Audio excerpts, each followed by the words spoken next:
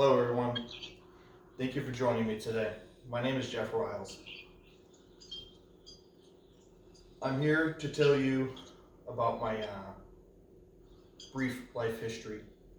Let me ask you a question. Have you ever sat back and wondered why time stops for no one, and then wondered, why am I here today? How have I gotten here? This speech is a brief history about me and how I got where I am today. Let's begin with the early years. I was born in Boston, 1975. When I was 6 years old, my mom packed up and we moved from Boston to a small town out in western Massachusetts called Southwick. My early years, school age years, there was a drastic difference between the Boston school system and the school system in Southwick. I ended up repeating kindergarten, which was probably one of the best things that happened. In high school, it was 4 years of nothing special. It was just making time, getting things done. Now that I've told you about the early years, I'm going to tell you about my military time. I served 20 years in the United States Air Force. Those 20 years were all in the electrical systems career field as a civil engineer. The duty stations consisted of Edwards Air Force Base in Southern California. From there I went to Osan, Korea for a year, 5 years in Boston, and from there Uncle Sam decided to send me and my wife to Tucson, Arizona, down to Davis Mountain Air Force Base. From there I went to Osan for another year, back to DM, and I retired in October of 2014.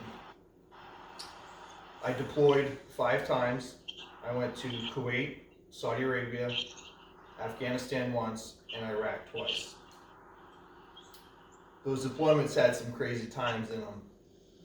One time at Fob Hammer in 2007, excuse me.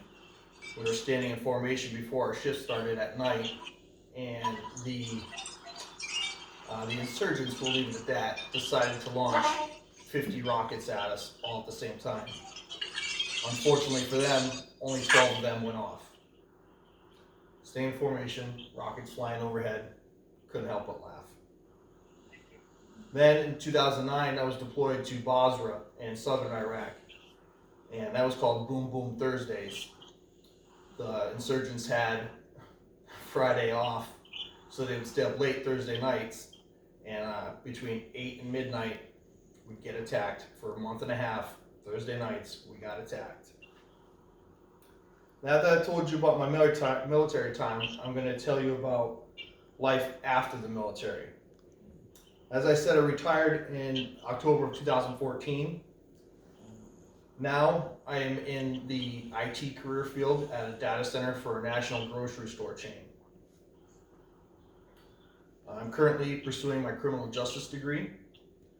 After that, it will be transitioned into a cybersecurity type career field, and I'll be pursuing my certificate in ethical hacking, which is a white hat is what they call them, and I'll be testing security systems for companies. Along with that, I'll be pursuing a Security Plus certificate.